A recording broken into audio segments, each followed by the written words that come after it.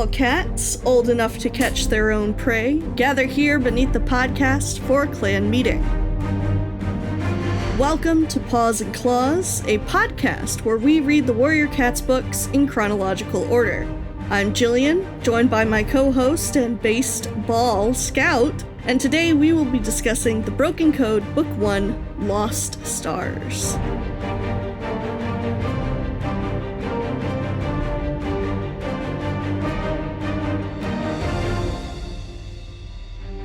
Scout, how are you doing today? I'm honored to be such a baseball. Yeah. Thank you very much for calling out that I have once again been baseball pilled as we careen towards the World Series. It is that time of year that we've become a low-key baseball podcast. Welcome back. We won't do a whole baseball bit this time, but I do want to give an update for anybody who maybe was on the edge of their seat months and months and months ago, episodes and episodes ago. I talked about that my current Blorbo from the Los Angeles Dodgers was the rookie Zaski. He was on the injured list for like 4 months or something. He was out, and then he came back doing a role that he'd never done before, and he's killing it, and I just love that for him. I hope he keeps having a good time. He got the save in the game last night. As of this recording, shout out Roki Sasaki. Shout out. But this is not a sports podcast. This is a Warrior Cats podcast. And I'm here to ask you, how is the prey running for you this week, my friend? Well, the prey is running quite all right. It's been a bit of a chaotic week. I had to go to the dentist. Oh, that's right, the dentist. But you got a clean bill of dental health. Oh, yeah. Hell yeah, baby. These teeth, they were like, you take real good care of those teeth. I'm like, I actually really do not, but thank you for saying those so. Pearly whites? These pearly whites, en natural. You don't have a single cavity, right? I, knock on wood, have never had a cavity in my life. That's amazing. 31 years on this earth and no cavities. Shout out. You got me beat. I'm just that cool. Mm-hmm. No, my dental hygienist was like, must be really good genes. And I'm like, well, my brother's had like 10, so. Damn. Not really. He's had like 5, but like. Either you got all the genes, or you do take better care of your teeth than you think you do, or your brother takes exceptionally bad care of his teeth. Honestly, any of those could be true. It could, who knows? It could be a combination. But, yeah, so I did have to go to the dentist, but we had some good meals this week. I made pancakes. Nice, pancakes again. We got pancakes. I love pancakes with some chocolate chips and some pecans in it. I don't remember what else I made. This week has been a blur. I feel that. That was how last week and this week have been. Actually, honestly, I feel like we're in the beginning of October now, but I feel like all of September bleeding into the beginning of October as of this recording has just been a blur. And it's not just because of the 2 video games that I've been obsessed with. Seriously, it's definitely not the only thing that I can remember is the fact that Eric has been playing Silk Song like every day. That's definitely not like the only thing that I can think about is the fact that he's been playing Silk Song. God, the music in that game fucking rules. The music in that game is insane. The music, sorry, spoilers for Silk Song, just like name of place. The music, especially in the Citadel and the Coral Chambers. What the fuck, dude? That music is so crazy good. It's so good. I have made myself high-key obsessed. I've made myself 2 custom playlists. One is all of like the boss and battle music from Silk Song, and one is all of the environment music in Silk Song. And they've basically just been like on alternating repeat for me for the last month. Fuck yeah, dude. Hell yeah. It's so good. Christopher Larkin. No, it's so good. You are on another level. Truly. Like, insane. Absolutely bonkers bananas. It's so good. You've been hearing that. You've been hearing Garama, Adida. Yep, I've been here. And oh god, what is it that she says when you heal? Oh, what does she say when Ren. you heal? Yes, she's like Ren. Once you got Ren. And so that's the one. Yes. So I've been hearing that a lot. Also, I've been hearing a lot of swearing and a lot of God damn it. Oh, it's so real. Stupid. Literally, this is also me. I remember just sitting.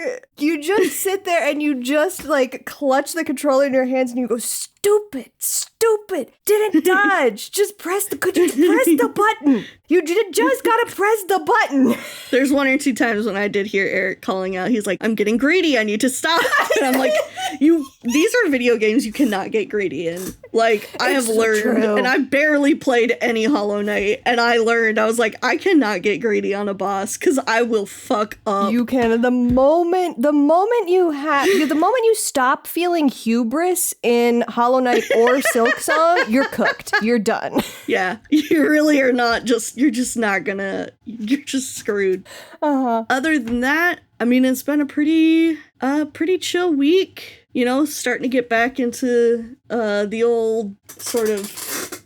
Oh my god, my chair is fucking broken. I'm so sorry. The chair is the third podcast host. The chair is the third podcast host, and the chair is getting fired as soon as I get paid. Like... I sit down and it's like a permanent slant right now. Oh my god. And it feels like there is a stick digging into my butt. No. Like, it is not comfy. Oh. So hopefully the squeakies will be gone by the next time we record. No, because we record every week. The squeakies will hopefully be gone at some point in this arc. They'll be gone soon, hopefully. I'm so sorry. I'm so sorry for your butt. I'm so sorry for the state of things. Yeah, this podcast host will be fired for their inappropriate interruptions. Yeah, inappropriate conduct. Not a good podcast host. Doesn't wait their turn. Yeah, they're really not holding. They're really not supporting the team as they should. Yeah, they don't show up to the meetings. Oh, man. You've got some news for us, some franchise news. Well, I mean, yeah, there's a lot of franchise news, actually. I believe by the time this book is out, we will be coming down the track to the next mainline release. The second book of the Changing Skies arc. Yeah. Is coming out soon. So funny enough, when I was reading this morning, Eric looked over at me and he's like, how many books do you guys have left? And I looked at it, we've only got 18 before we're caught up. I know, we're getting there, dude. And I'm like, whoa, hang on a second. This is crazy. It is. But the nice thing is, they sure are still releasing books, so. They are. And there is definitely, stuff to do in the meantime. Other news that I saw, there are some new plushies in the store. So they've added a couple of new plush toys in the online store. Oh yeah. One of them is our favorite incel, Ashfur. Oh my god. Who is getting the Ashfur plushie? I mean, more power to them. Yeah. There is the third graphic novel for the Prophecies Begin retelling just came out. Yes. And with that, we also have a preview of the new Prophecy graphic novel. I'm such a fan of those pages.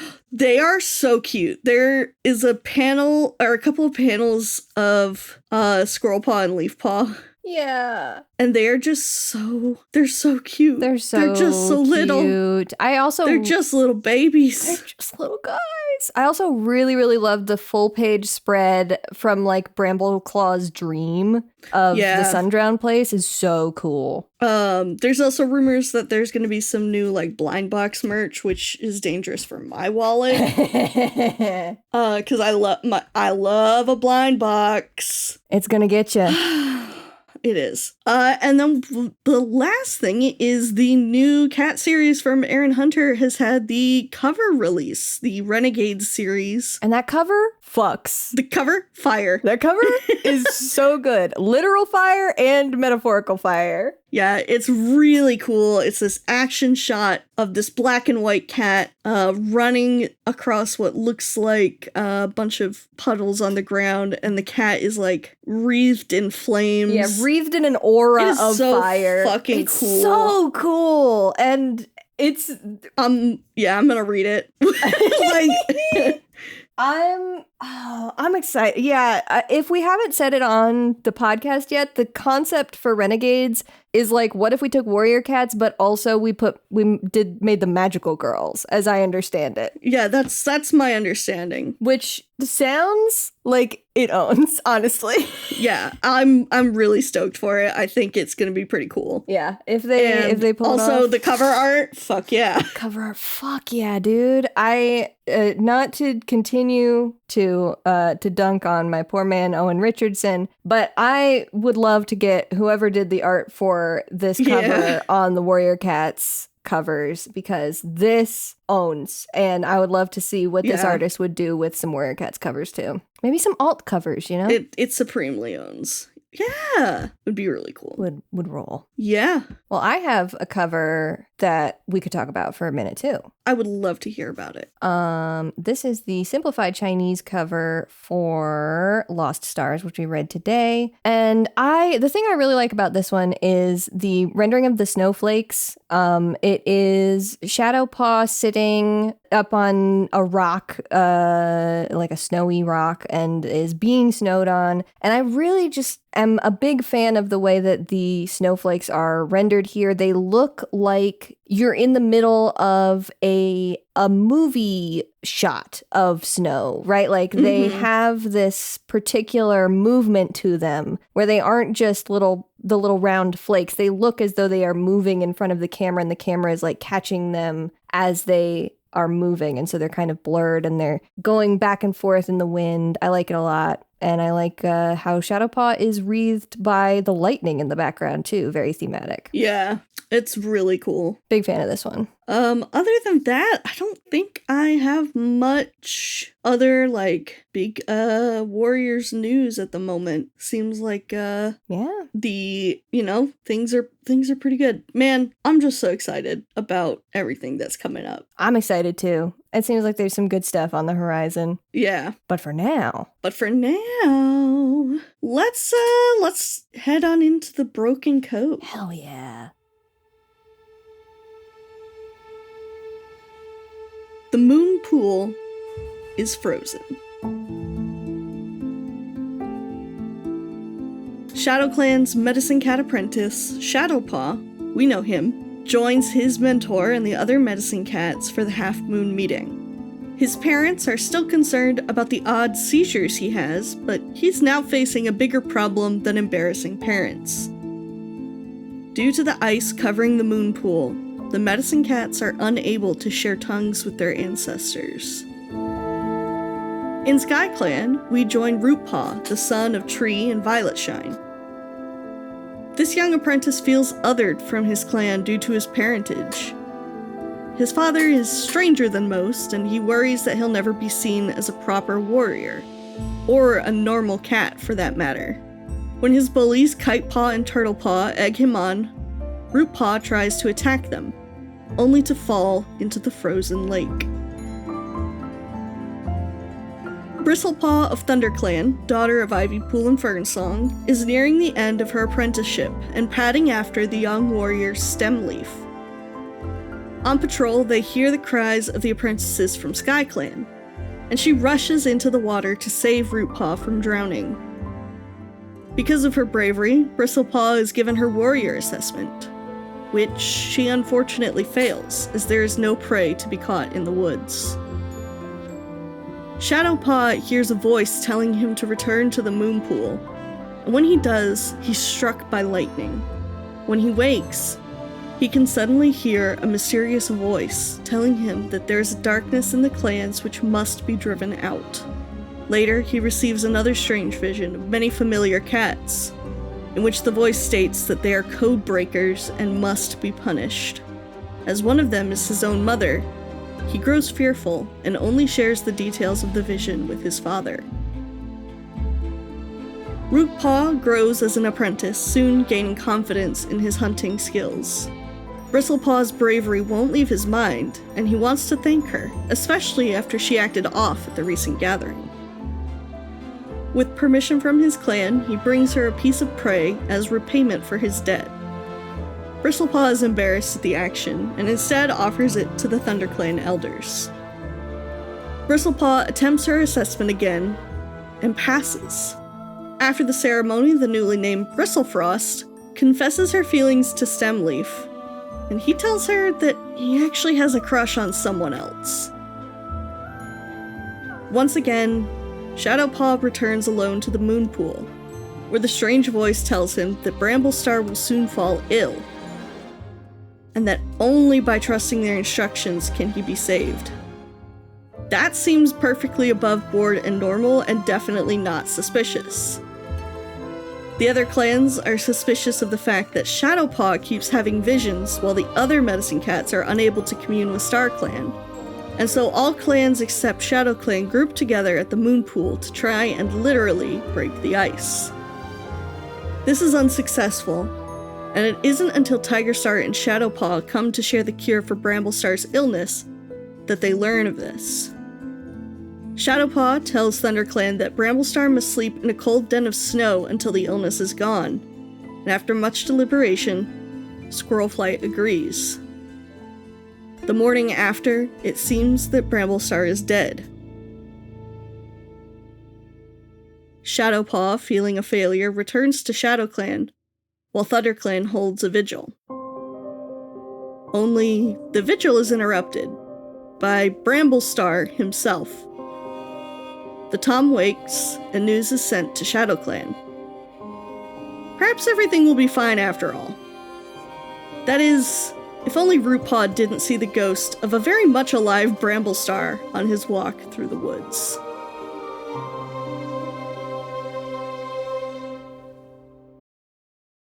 The bonus scene for this book focuses on Jayfeather. His grief over Leafpool's death hangs heavy in the Medicine Cat Den, and the Tom finds himself making mistakes when previously there would have been no issue. One night, he sees his mother in a dream, though her words do not reach him. Alderheart, concerned for his former mentor, brings him to the moon pool for an intervention with the other medicine cats. When he finally speaks to StarClan, it isn't Leafpool who greets him, but his sister Hollyleaf. She tells him that her time with Leafpool and StarClan has helped her understand their mother, and why she made the choices she did. When Leafpool appears, Jayfeather is bitter at first, but then realizes that his connection with StarClan will allow him the same opportunity as Hollyleaf has had.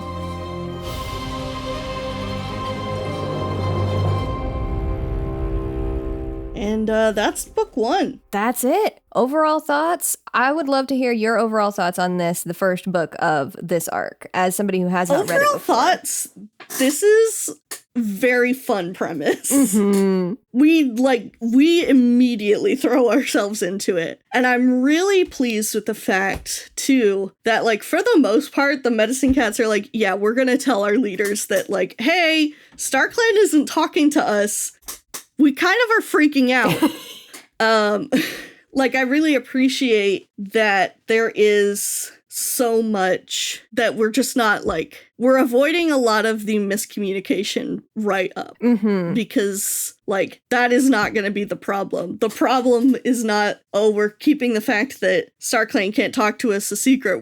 The problem is StarClan can't fucking talk to us. And we're freaking out about what that means for all of us. Yeah. What are your immediate thoughts? I'm having so much fun. I'm so excited to be here. I really like this arc, and I'm so excited to share it with you and hear your thoughts on it for the first time. I'm so excited to reread it. I had remembered this book feeling slow the first time that I read it, and I think there are still some moments that are a little longer than they need to be, but for the most part, I actually found myself engaged with it a lot faster this time around, and really enjoyed my time with the characters, and our POV characters specifically, a lot more this time around compared to the first time I started this arc, where I was bought in on Shadowpaw from minute one, when I first read this, of course. But it took me longer to warm up to Rootpaw and Bristlepaw. And here I was already like, oh yeah, these are my guys. We're back. We are so back. So excited to be here. Had a good time. Yeah. I will say it definitely, it felt like for once I didn't have any huge complaints about pacing for a Warriors book, which thank God. Yeah. Literally, I think my biggest issue with the pacing is that there's just a couple too many scenes about hunting in this book, but yeah, but it is sort of a central thing of like everybody's struggling to find prey. So, you know, I get it, but also we've had so many scenes of hunting across the series. But yeah, I feel like, especially with us having perspective characters from 3 different clans, it feels like every time things could start to feel like they are dragging a little bit with one character, we pretty efficiently cut away to another character at another clan and get, you know, a different perspective on what's going on. Yeah, it does. It really, I think, does that well. I will say I cannot imagine reading this book and Squirrel Flight's Hope not being out. I know! Because what the fuck? Dude, they mention everything that happens in Squirrel Flight's Hope, but that book wasn't even published yet. It wasn't published. And I'm just like, what the fuck happened to mess up? Like, it feels like that book should have been published before. It feels like they were anticipating that it would come out beforehand. Yeah, it feels like it was already written before this book was. Yeah. Because they mention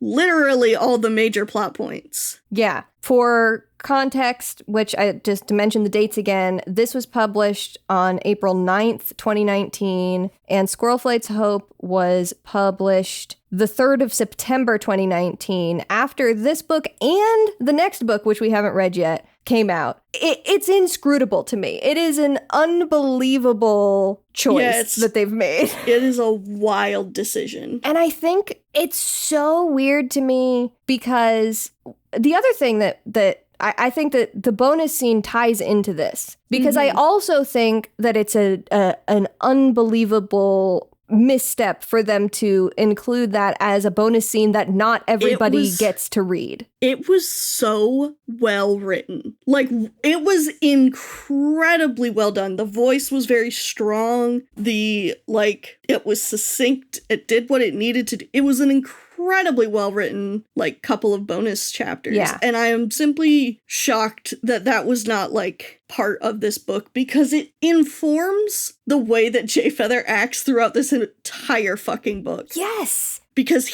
that man is feeling it. He's feeling it. Thinking about the fact that I read this book and I was like, okay, Jay Feather was like a little bit more bristly than he usually is. And then reading the bonus scene and realizing, he's bristly because he just realized that now he can actually like have a familial relationship with his mother. And now he has lost that connection that he just found out that he can have. Yeah. Like, this man is deep in grief. Seriously. And that's what I think is... It's all so weird to me, because if Squirrel Flight's Hope had come out first, or if the bonus scene hadn't been a bonus scene and it had instead been sort of like an addendum or an extended prologue to this book, then I think that it would be fine. Like, I think one or the other of those gives you basically enough context of the stuff that happened in between the end of last arc and the beginning of this arc that happened in Squirrel Flight's Hope to give you the context that you need to fully understand all of the events that are referenced in this book. But instead, there's a huge chunk of readers who will never even know that this bonus scene exists. I only caught it because, shout out to the Warrior Cats Wiki team, had it listed on the page for the book. If I hadn't happened to see that today when I was doing my research, we would have missed it. Right. And then, Squirrel's Hope is like, they talk about the thing, like, even in the bonus chapter, they don't talk about Squirrel Flight also being in StarClan for that extended period of time, which they do talk about in Lost Stars. It's so strange. And one other thing is that there's one comment in here, I believe a comment from Puddleshine, that implies that even though Squirrel Flight going to StarClan and Leafpool dying happens according to the canon of Lost Stars, the border reshuffle, it's not clear that they're really writing that the border reshuffle happened, because Puddleshine says at some point that the sheltered territory that SkyClan has in this book was given to them by ShadowClan. So I'm like, okay, what are we doing? Yeah, but then they also talk about the fact that they're in the valley now. So, like, you know. So, like, who is it? Which is... Yeah. It was it was really tripping me up. A wild thing. I'm curious to know what exactly the reasoning for that was. Yeah, I nothing about it came up in my research for Squirrel Flight's Hope or for this book, but I feel like there had to be something going on behind the scenes as far as release dates. Because let's see, Kate Carey wrote Squirrel Flight's Hope. I'm gonna see if hold on. Lost Stars is followed by Silent Thaw, and Silent Thaw was Kate Carey. Okay, so it couldn't have even been... If Kate Carey wrote Squirrel Flight's Hope and Kate Carey wrote The Silent Thaw, does that mean she was writing both of those concurrently? And maybe just one of them got finished first? I have no idea. I feel like it feels like they wrote Squirrel Flight's Hope and then sat on it for 2 books for some reason. Yeah. It's well, wait, what time of year did Squirrel Flight's Hope come out? September. Okay, so it couldn't even be like holiday reasoning. Yeah. Of like, oh, we're gonna push the super edition around the holidays to like up sales. Yeah. I mean, I suppose it is the start of the 4th quarter. No, it's not the start of the 4th quarter. No, so that's end of quarter 3. Yeah, it's end of Q3. So yeah, I don't know. Oh, well. New trio, though. New trio. Shadowpaw, obviously, my baby boy, my sweet, sweet son. I love him so much. I'm so happy. He has the whole weight of the world on his shoulders, and he deserves a nap and a hot chockey. Please. Bristlefrost is my fail daughter. I love her! Oh, Bristlefrost. The way that her crush with Stemleaf is like, to her, that is the worst thing that has ever happened in her life. I'm like, oh, you poor girl, you have no idea how bad things can get, you sweet child. I love her. I think she's very fun. I think I'm glad that she is a cat who has like an important lineage, but that is not her whole character. Yeah, that's a really good point. Like, we don't get a lot of stuff about her being the niece of one of the 3 or anything, right? Like, yeah, or like, there's nothing of like, oh my gosh, you're Ivy Pool's daughter. Like, wow. Mm-hmm. It's very much just like, you know, she has a good relationship with her parents, and her main drive for like wanting to be the best that's just it. It's not like I have to be the best because my parents are famous. Right. It's just like, I'm trying to impress everybody, and I want to get a good grade in Warrior. Yes. It really is. I love how her arc in this book is like being a perfectionist, being the golden child, facing adversity for the first time in her life, and being like, my life is over.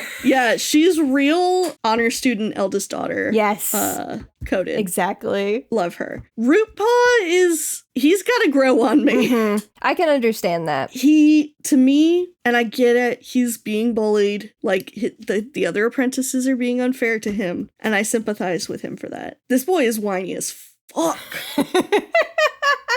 Especially about his dad. Mm-hmm. He's like, oh, my father's so weird. I cannot believe that I have to have a weird dad like that. And meanwhile, his sister is like, everybody's fucking weird, dude. Yeah. Like, get the hell over it. I know. And I guess also the fact that I'm like, Tree, my friend Tree, mm-hmm. and then seeing Rootpaw just be like, ugh, it is very teenagery of him. And I think that's part of the reason too, is like, he's kind of grating on me the same way that like Baby J-Paw was. Yes, I was gonna say, there's a lot of parallels there. There's a lot of like, okay, get out of your annoying, like, my parents are so cringe teenager phase, and like, show me what you are actually going to be like. Yeah. The thing I like about him the most in this book is I feel like he's a really interesting, unreliable narrator, because I feel like basically everything that he thinks and like every way that he perceives anything that's happening in this book is incorrect. Yeah. This boy is like, he does not know a thing. He does not know a thing. No thoughts in that brain. No, he doesn't know jack about shit. Which is why I think the cliffhanger ending for this book is so funny that it's him.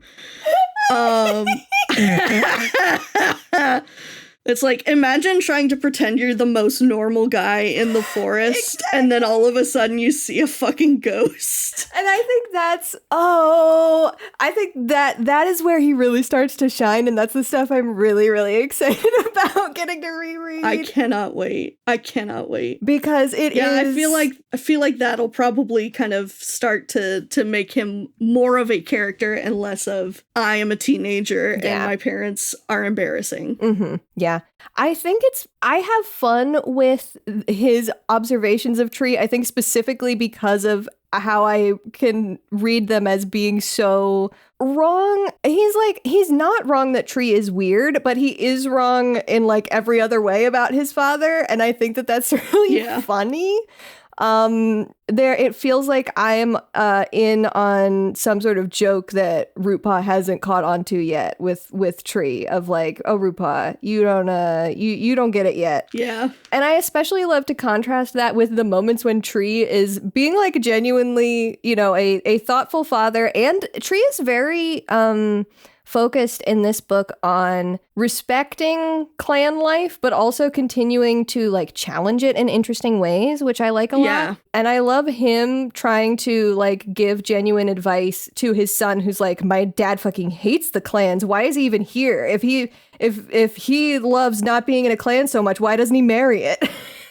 He's so fucking goofy. Meanwhile, his dad is just like, it's good that you're doing this, but make sure you're also your own person. Right. It's like, how dare my dad tell me to be my own fucking person? What if I don't want to be my own person? How dare my dad give me good life advice? What the fuck? Fucking stupid dad. Stupid weird dad. Stupid weird dad. Yeah. I can see myself eventually enjoying him, but he definitely just was, of the three, was not my favorite POV character this go around. I can absolutely understand that. I can see having a read on him, or just like feeling that way about him for sure. And I hope that it does evolve from there, but also would never be like, I can't believe Jill feels this way about this annoying boy. Yeah, especially after I hated Greywing for the first 5 books, and it was finally like, you know what, he kind of is my Blorbo, huh? That's right. Characters, they grow. Growth. Whoa. One thing I didn't mention in the summary that I do feel like mentioning here, just because there are moments in this book, and this is going to be important later, but it's not as evident and not as important to this character as the whole dying and coming back to life thing. Mm-hmm. But there are a few moments in this book where Bramblestar speaks, and people are like, hey, that was kind of weird. Yeah. Like, why'd you do that, dude? There's just a few moments where Bramblestar acts off. Uh-huh. And then everybody just kind of lets it slide. Yeah. I just want to mention that for you guys, because, the big thing was Bramblestar suddenly gets sick. They think he's dead, and then he comes back to life, and then his ghost is hanging around. But that's the big thing. But like, dude is acting a little funky. Dude's acting funky. Wonder what that could be about. There's like what was it? Was it when? It's like right before he collapses, he says something to Squirrelflight that is the most out of pocket thing I think maybe he's ever said. And oh my god, yeah. And then she's like, oh, it's okay. He's like, I'm sorry, I was just a little frustrated. But he says something akin to like, why are you bringing this up again, stupid woman? Like, that's the feeling that it gave me. Oh, at one of the gatherings of the medicine cats and the leaders, Bramblestar like gives like a shoulder bump to Shadowpaw. And Shadowpaw's like, that fucking sucked. What the hell? It's literally the last line of that is, that felt so wrong. Yeah. And it's like, Shadowpaw's like, what is this old man doing? It's great. I'm putting a pin in that stuff for the future. I'm putting a pin in all of it. Yeah, it was great. It's fucking hilarious. It's so funny. Killed me. It's so good. Like, this book, like, was kind of comedic. Yeah. Like, there was a lot of moments. I feel bad for her on one level, but also on another level. the confession scene. Oh my god! For Bristlefrost. It's like the secondhand embarrassment. Like the girl gets her warrior name and immediately goes up to him and is like, she gets her warrior name and then it's just the two of them and he's like, wow, what a good name. Like, I'm glad you passed. She's like, thanks. And then she immediately is like, Stemleaf, I've like really always had a crush on you and I really like you. Maybe now that I've always felt we could like be mates, which is like crazy to me. This is like graduating high school and going up to the guy who graduated a couple years ago that you had a crush on and being like, I think we should get married. Yeah, it's wild. Oh. And she's like, now that I'm a warrior, we can like start thinking about each other that way maybe? And he's like, what? He's like, I did not realize that you liked me like that. You're almost like a sister to me. Yeah. And it's like, ooh. It is so fucking awkward, but it is so fucking funny that this is just like immediately after her warrior ceremony. She this could poor girl not contain herself. And then, better for it to happen this way than for it to continue have been dragged on. out for 6 books. Yeah. But my God. Oh my God. And the way that she just like rushes into the warrior's den and finds someone else's bed to go like wallow in. I need fan art of her as like a girly pop, like, you know, stereotypically dressed like teenager running into her room with her cell phone texting her friends crying like my life is over. Her life is over. Her life is so over, dude. Oh my God. And Fern's song is like, hey kid, what's wrong? And she's like, don't talk to me. Oh, it's great. God. It's I love her. Oh, she's so good. I really like her. She's very over the top. Yes. And like I just kind of like that. Mm-hmm. Yeah, I remember it took me a long time to warm up to her the first time I read this arc like 5 years ago. And I don't know what 5 years ago Scout was thinking because I think that this is great.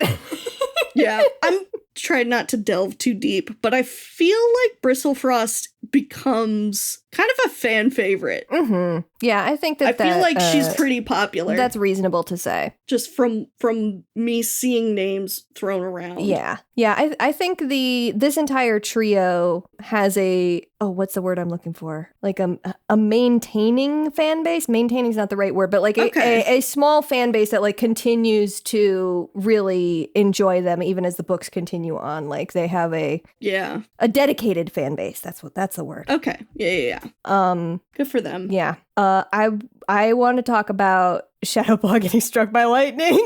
That was crazy. And then he's fine. I was like, I'm sorry. He gets struck by lightning.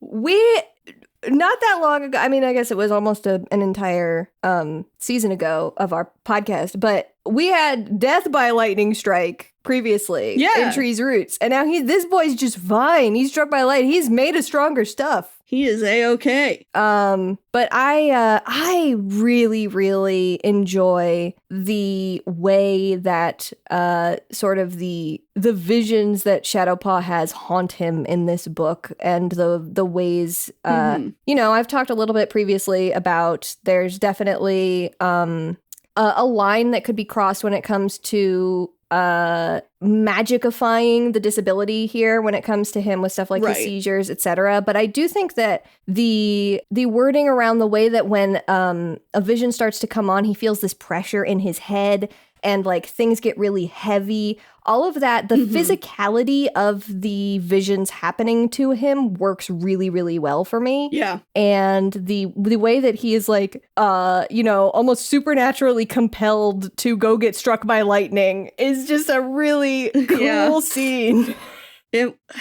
Like, what a scene. What a time. What a way to like open the prophecy can for this arc. Right? It's just like, let's get struck by lightning. And everybody's like, how did you survive that? And he's like, bitch, I wish I knew. I don't know. This is the scene. I'm hearing voices now, man. I don't like it. I don't like it. I got this voice that keeps talking to me, saying crazy things, man. This is the scene that I said last week when I was finalizing the art for this season of the podcast. This is the scene that I was like, I read this scene and I went in and revised the art that I had been doing to add a cool scar to the shadow paw that I drew on the cover of this season, because I was like, this kid needs a cool lightning scar. Are you kidding me? Yeah, I love that. I spent about 30 minutes today going down a rabbit hole looking at Shadow Paw designs today because everybody draws him so cool. I bet. I love them. He seems like a character like made for cool designs. Yeah, he's made for the fandom to go hog wild with, truly. Yeah. It's great. There's the little moment before Shadowpaw goes and gets struck by lightning, where he meets up with Rootpaw, and Rootpaw is like, oh, well, I can walk with you for a little bit. And then he steps on a thorn, and Shadowpaw helps him out, and then Rootpaw goes back and he's like, wow, it's already healed? This guy's incredible! And then everybody starts, like, dissing Shadowpaw, and he's like, well, but he helped me out. He was really nice. He was really nice, and he healed my foot so fast. There's no way that he can be bad. He healed it so fast. I love that scene. I just loved it. I thought it was adorable. I was like, man, I really hope people ship these two, because I think they'd be very cute. I love that scene so much. It feels so, like, 90s Disney animated film meet cute. Very much so. And it's just nice. The way the Rootpaw walks with Shadowpaw, like, until they get to the edge of the border, that's just sweet. I really like that. And I'm excited for the relationship between the trio in this series, this particular arc to expand. And I'm excited for you to see that, excited to experience it again. Love these guys. Love these guys. I had just a small side note. I don't know if it actually happens that much in the text, but I think at least once Mouse Whisker has gotten gender swapped, and maybe it happens a lot, or maybe I just keep mixing him up with his dead sister Hazeltail. I always think Mouse Whisker is a girl. Every single time I'm reading a scene with Mouse Whisker in it, I'm like, Mouse Whisker is a girl, right? And then they're like, no, Scout, he's not a girl. He's never been a girl. And I'm like, are you sure? Are you sure he wasn't a girl? I don't think I've ever had that thought.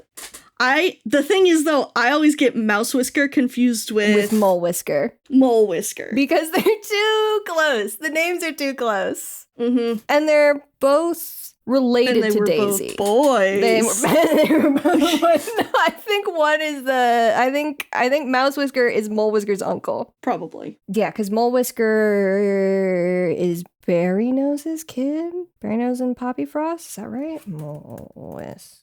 Man, I don't fucking know. No, not Mole Whisker. Not Mole Whisker, the ancient River Clan warrior. Excuse me. Mole Whisker, the modern Thunder Clan warrior. Yes, Berry Nose and Poppy Frost. He's Berry Nose and Poppy Frost's kid, so Mouse Whisker is Mole Whisker's uncle, which is also a whole thing. Man, anyways, I like Mouse Whisker as a background character a lot. I've really I feel like Mouse Whisker keeps popping up, and I'm always like, man, Mouse Whisker kind of based. Yeah, he's invited to the blunt rotation. To the Horseplace blunt rotation. Exactly. He can visit with his great grandpa. Yeah. Or wait, no, just his grandpa. Excuse me, not his great grandpa. Honestly, surprisingly, I don't have a ton of notes for this book. I just thought it was fun. Yeah, that's how I've had a hard time coming up with like a bunch of super salient notes for this one. I also was just like reading along and having a grand old time. I will call out Tiger Star throughout this whole book. I love Tiger Star with Shadowpaw. I love Tiger Star. He loved his son. Tiger Star going, my son is perfect and beautiful and sensitive and talented and special, and he's never done anything wrong or been wrong about anything in his entire young life. There's an entire fucking moment where he's giving a speech to Shadow Clan about, like, thinking about closing the borders because the other clans left them out of the moon pool thing. Mm-hmm. And he's like just heaping on the praise for Shadowpaw, and Shadowpaw is like, oh my god, Dad, stop talking. Stop, like, Dad. Stop, you're embarrassing me. And he's like, how could they disrespect my perfect and beautiful son? Isn't he so pure, perfect, and beautiful? Why shouldn't he? Why shouldn't my perfect and beautiful son be the only remaining bastion of our connection to StarClan? What is wrong with this? Well, I don't see any problem. I don't see how this could possibly be wrong. Yeah, this is my son, and he's beautiful and perfect. So what if he's a little strange? Everybody's a little strange, just like Tree says. Yeah, there's that moment where Tree's like, everybody's a little weird. And it's like, you're right, but also you are the worst person to be saying that. Like weirdo McGee over here. Everybody's a little weird. I love you, Tree. Nobody is as weird as you. Oh, I like that we got a scene in here where he's doing his think bush to catch That food. was so fucking funny. And it worked.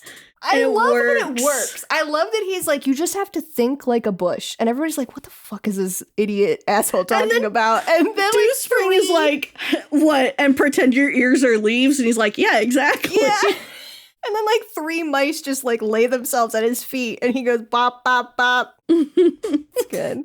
He's like, man, all of y'all are crazy. This hunting shit's easy. Hunting shit's easy. Oh, man. Oh, I love him. One thing I really, really enjoy in here is the way that we have the when Alderheart treated Puddleshine in Vision of Shadows being mentioned here multiple times and being sort of this contrast, this foil and this contrasting justification to Shadowpaw's pitch for freezing Bramblestar.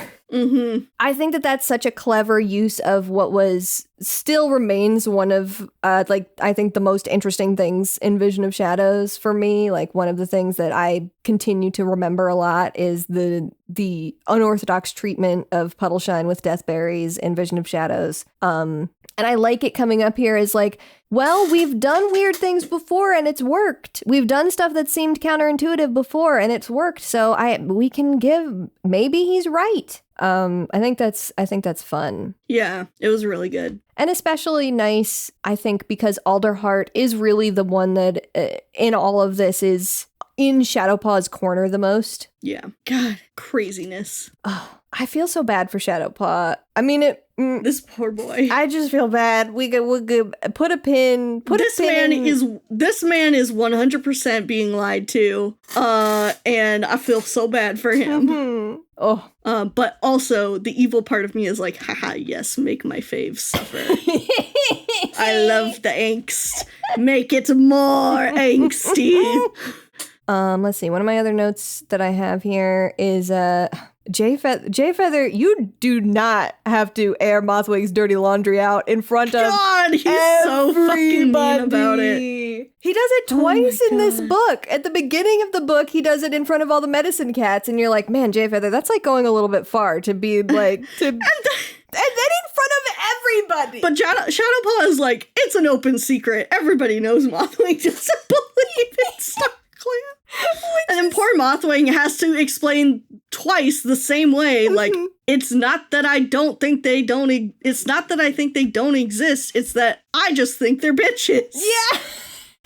Oh, like J Feather, I understand you're going through it. Like, we read that bonus chapter. We know you're going through it, but you didn't have to. We know you're going through it, bud. But wow, Mothwing's like always been in your corner, dude. You gotta lay off her a little bit. Yeah.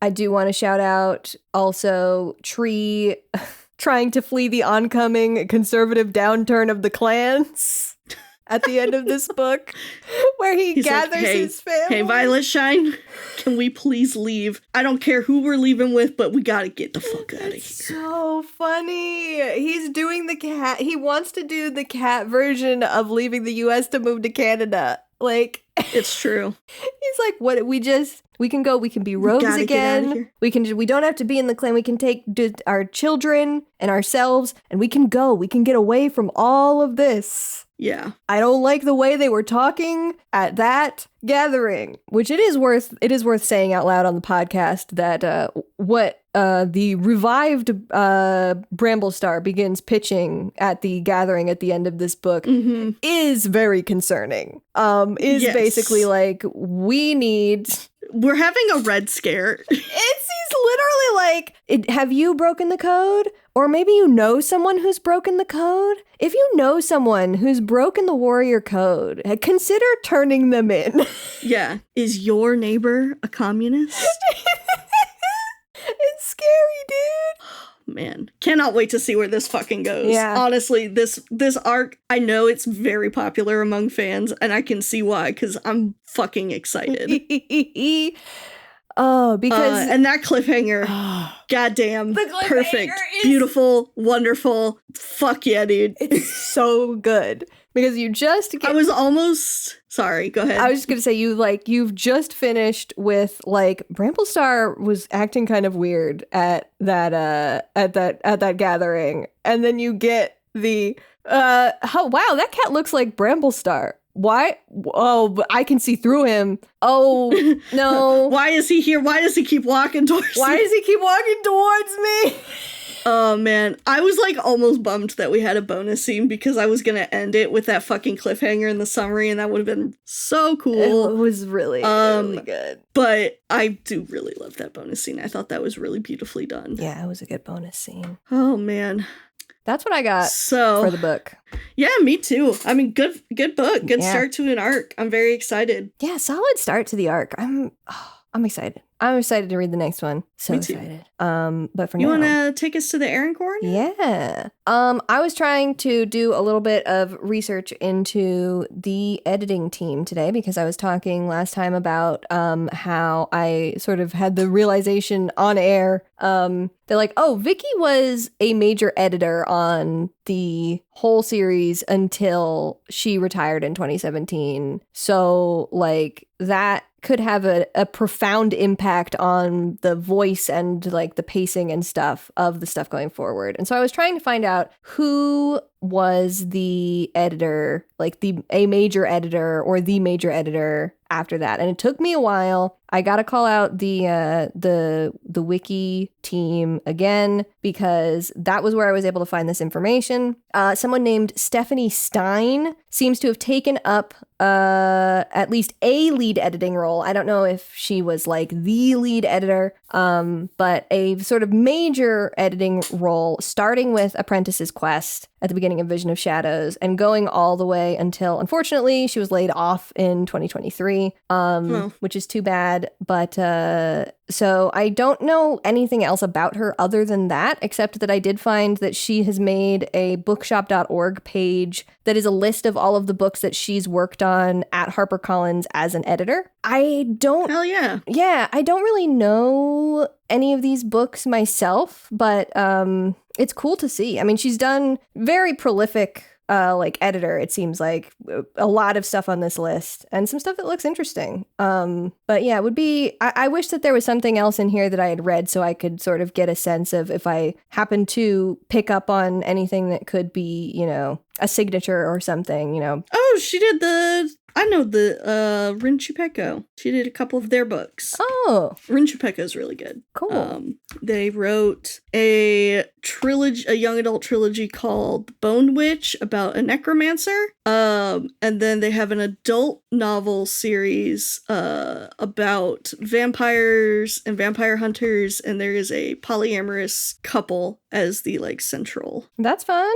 Romantic. Yeah, I have to read it. I still haven't read it, but it was I've been following them for a while. Cool. Well, that rules. Are there is there anything that you would say that you would be an editing or nope, it's been a while. Or through line, nothing in there, no through lines? Well, and the only ones on here that Stephanie Stein edited by that that's right. wrote are the Never Tilting World and Ever Cruel Kingdom, which I actually have not read yet. Gotcha. So yeah, I was happy that I was able to at least find something, and am interested. I wish that there was more interviews and stuff done with the team during this era, because we used to have so much stuff and there's just not that much anymore, comparatively speaking. Mm-hmm. They haven't done Hunter chats in over a decade, It seems a lot more insular. Yeah, a lot more closed off now. Which is just kind of I mean, I get why, because the nature of the internet has kind of changed the way that people interact with creators. Mm-hmm. But I also think the fact that there is no, like, readily available information about the authors is really doing them a disservice. Yeah. Like, we can't, like, be like, oh, this is so-and-so's book. Like, they do a really good job with this kind of plot line. Or, like, even on, like, the other end of things, like, not knowing who's writing the book means it could be anybody, and it could be nobody, aka a computer. Mm-hmm. Like, it, especially in this day and age, just not having that information available. Like, I understand not having social media presences and Erin chats like they used to, but I do think, like, not having as much information available just kind of, I don't know, lessens things and makes me like, you know, it kind of gets you like, okay, well, if you're not going to tell us like anything about the process, like, how do we know that there is a process and that you're not like mistreating the authors even? That's a good point. Yeah. And I feel like it wouldn't be that hard to organize a written Q&A even, you know, which is like a lot of what they used to do. Yeah. It doesn't have to be something like a Reddit AMA where it's like unfiltered, you know, access to the authors by fans. It can be, you know, they ask you to send in questions, you send in your questions, they answer your questions, you know, after they've been vetted, etc. I would love to see something like that with the modern team.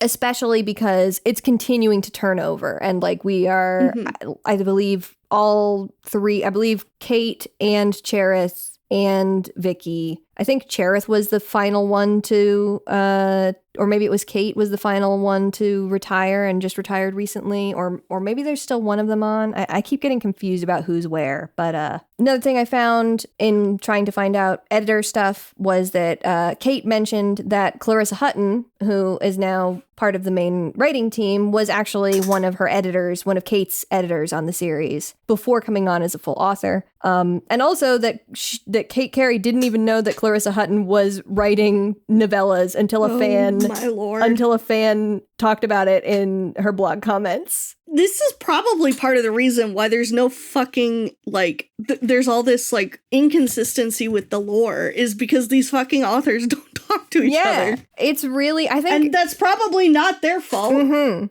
Yeah, I don't think that they are being offered a workflow that is like intuitive in the way of sharing information. I don't think they are like encouraged to speak to each other or even like informed of others when they appear on the scene. Yeah, that's just crazy to me. And then I also happened upon an interview with Twee Sutherland that confirms she actually had a much bigger part in the early series than I realized. She was a major editor on the first 15 books before she left.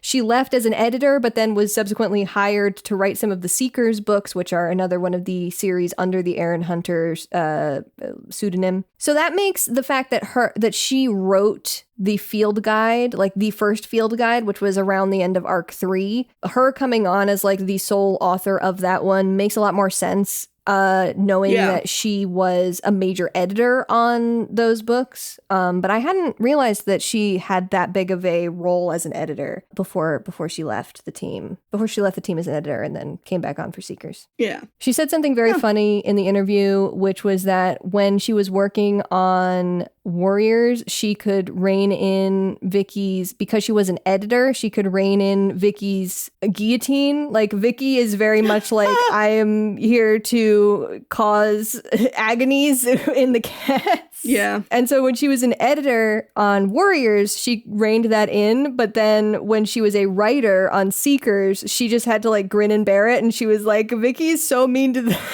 those animals in Seekers, and I just had to write it. I couldn't do anything about it. And I thought that was really funny. I love that. Also wanted to shout out Beetle Whisker. Apparently still going strong in the allegiances despite his death 2 arcs ago. Shout out, man. I think he's had a apprentice post-mortem. He's just still in the allegiances, man. They're never getting rid of him. He's never gonna die. And the thing is, too, like, wasn't he killed in the Dark Forest? So, like, Yeah. shouldn't he be gone forever? Yes, he was Broken Star slit his throat in like a key scene of all of the other Dark Forest trainees being like, "Oh shit, maybe this is a bad idea." Yeah. It's so funny. I feel like it has to be that somebody somewhere along the line was just reading the allegiances and was like, Beetle Whisker. That's a name that I would remember. What the fuck is that? I would remember if we killed Beetle Whisker, because Beetle Whisker is such a distinct name, but just like they didn't remember that they killed Beetle Whisker. Mm-hmm. Amazing. 2 other quick notes. 1, shout out to this book being number 3 on the bestsellers list for middle grade hardcovers in its release month. Hell yeah. And also, Kate and Cherith have both said that Root Paw is their favorite of the trio in this arc, which I think is interesting considering that he's your least favorite so far. I think it's really hard for me to put anybody above Shadowpaw. I'm such a Shadowpaw stan. Yeah. He's a good boy. He's a good boy. But that's what I've got for the Erin Corner. Why don't you take us over to Sharing Tongues? Yeah. So this book shares its name with a Star Wars novel. So there's a lot of Star Wars posting. Good for the Star Wars folks. Shout out. But I did find some stuff. There is a meme image of Turtlepaw, and it says POV Turtlepaw watching the deputy's grandson drown in the lake. And it's just him looking at the lake going, dude, Hawkwing's gonna stone us. Based off of a regular show meme. Lots of incredible Root Paw designs where he is just looking like so like anxious and awkward. And this post from Lascivious Corpus -warriors on Tumblr. I don't know what the general opinion is on Root Paw, leaning more negative, I think, but I like his cringe fail swag. This is truly the cringe fail trio. This is the cringe fail trio to me. They feel like it. And I love that for them, and I love that for me. There's another one. It's a drawing of Root Paw, and he's wearing a t-shirt that says, I still live with my parents. The tag says, I love how much he is like, my dad is weird. I do not associate with this man. I do not associate with this man is really funny.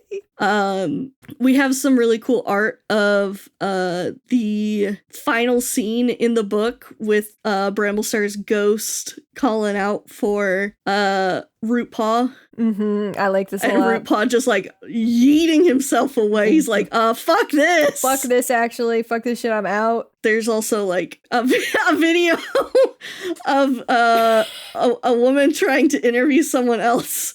And the woman is like, no, I don't think so. And they just start, the reporter just chases after her. Jogging. And it kills me. And my thought, though, was originally, I was like, I need somebody to do it with that one Vine where it's that woman screaming as she runs away. Why are you running? And the guy going, why are you running? Yes. Why are you running? That is this scene. It's true. I didn't look too much deeper, obviously, because we are on book 1, and I don't know a lot about things for this arc, except for one big major spoiler. So I wanted to kind of keep things fresh, so I just kind of looked what I could find for this book. Gotta stay clean. Gotta stay clean, crisp. AO3, there are 8 works tagged for this book. Lots of them are J Feather feelings. My sweet, sweet boy. Yeah. I will never tire of you, J Feather. There's a Leafpool Mothwing fic, and I did look up Bristlefrost has 112 fics, so definitely a popular one. Go Queen. Go Queen. Storygraph reviews, nearly 4 stars. It's 3.98 stars. It's a pretty high rated pretty one highly for rated. Storygraphs. Yeah, and it's 462 reviews, so that is not a small number at all. Nothing to sneeze at. Not a ton of ones that I like picked out as being particularly like interesting or insightful beyond things that like I knew we were already going to talk about. But I pulled a couple. One of them was a 4-star review that just said scary. Scary. They're right. Scary. Another one was a review that just says, oh, something very bad is about to happen. Yeah. Yeah, I bet. And then this last one I just picked because, first of all, it made me chuckle because it's like, you shouldn't judge a book by its cover, and this is what they are doing, but also because we've kind of been flaming Owen Richardson lately. It says, a great reread, but the covers don't spark the same interest as the others. 8 out of 10. Yeah. As for YouTube, seems like it was mostly a lot of like theory videos. Like, this is what I think is going to happen in the Broken Code, like back from when this was releasing. Oh, that's fun. And it looks like there will be a lot of fun animations to come, but I did not watch any of them because spoilers. Yeah, I feel like a lot of them. It looks like there's a lot of really cool stuff. Yeah. That we will be able to talk about at the end of this arc. I'm excited. But that's pretty much all I had for sharing tongues. Do we want to name our warrior cats of the week? Yeah, tell me about your pick. I don't think it's going to surprise anybody. It's Shadowpaw. We did it again. Yeah, I have a feeling that I mean, it's just so hard for me to like pick somebody other than him. He's just such a good character. It's so hard. I need to like challenge myself to pick someone who isn't Shadowpaw next time. Yeah, I gotta try and expand my horizons. But I was so excited to get him POV. You know, we haven't up to this point we haven't had him POV. We've got him POV for the first time here. And he's just so stressed. He's just a little guy. He is so stressed out. I do want to call out specifically his mentor-mentee relationship with Puddleshine, I think is so nice. Yeah. I just like the relationship he has with his dad. I think it's very sweet. It is. His dad loves him so much. His dad loves him so much. His dad is so proud of him. He's so proud of his son, his weird son. It's delightful. Shadowpaw, you've never done anything wrong in your life. It's true. Well, do you want to take us out, Scout? Yeah, let me take us out.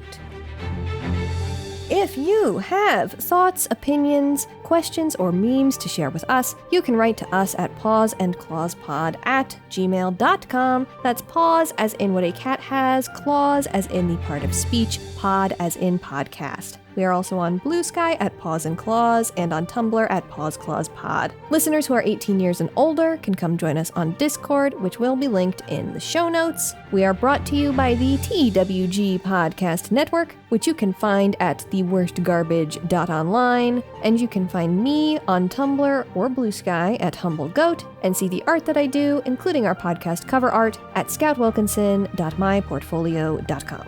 And you can find me on Blue Sky at plot-twists or on Tumblr at antique-romantic. Our next episode will be out in 2 weeks, where we will discuss The Broken Code Book 2, The Silent Thaw. Read along by buying the book from a local bookstore or checking out a copy from your local library. Until then, dear listeners, may StarClan guide your paws.